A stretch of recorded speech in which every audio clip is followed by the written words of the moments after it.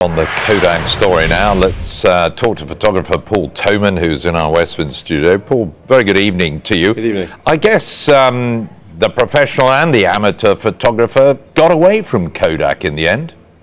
Yeah, they effectively let the photographer, hobbyist or enthusiast or the professional slip through their fingers. And it's a great shame because, as your report highlighted, they actually were the first ones to bring it out in the mid-70s. And in the early 90s, they should have brought it out properly. But they were worried about cannibalizing their own film market, and that's what stopped them, and then it was too late. Tell us a little about the revolution that's happened, even in the time that you've been a professional photographer. I mean, it is galloping away now, isn't it? Yeah, I mean, it's sometimes a little bit difficult for even us professionals to keep up with the fact that the digital technology, the iPad, the version 2 already has a camera in it, and the lenses, they're all changing literally every year. All of us are sort of under pressure to buy the latest model. I foresee the day when wedding photographers will turn up with an actual phone and be able to take perfectly decent pictures on their phone. I mean, I guess we've all noticed as we take photos on the phone, actually how good the quality of those photos, how decent the lenses are. It's a big surprise, really. Yeah, the pictures are fine. I would argue about the lenses. It's the quality of the glass that gives the quality of the picture, and I don't think the phone manufacturers will ever put proper glass into their actual phone. But yeah, I mean, they're fine. They're good, but you've got to keep up. Otherwise, you're going to get really left behind.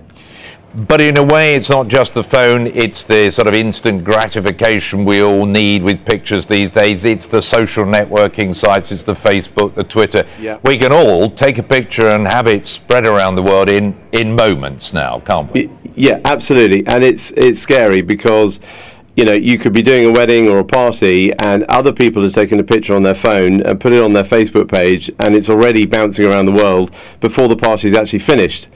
And the professionals are standing there going, hang on a minute, you know, can we actually edit our pictures and show that pictures are actually a lot better than yours?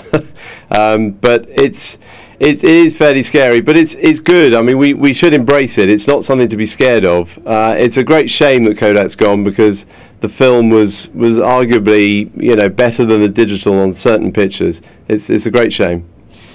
I mean, you talk about the sort of photographer being under pressure these days, both the news photographer, the sort of fashion photographer, the artistic photographer, all sort of, I guess, feeling the breath down the neck of the amateur out there with their phone camera and so on.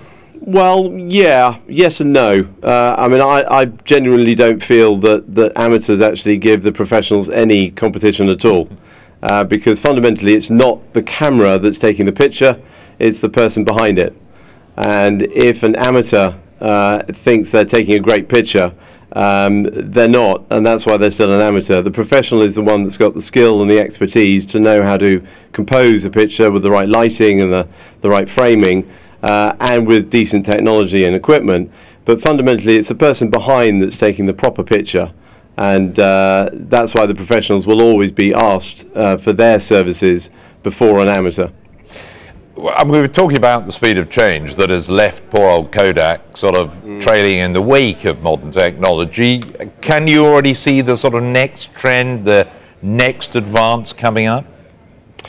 Well, I mean, apart from the phone kind of taking over, I can see I mean, if we're talking about technology for the professionals, which is what I'm here to talk about, the cameras will get smaller, the processing ability will get much faster and more reliable. I think there's an argument to not focus too much on the equipment, but actually look at how people use pictures, which actually is what Kodak was so good at as well. They thought through the whole thing. I mean, effectively, they were the Apple of their day. And I see people not printing pictures, not having books or albums, and I myself am investing in digital albums for people to have their wedding photos on their iPad and not having a printed version at all. That's where I think it's going.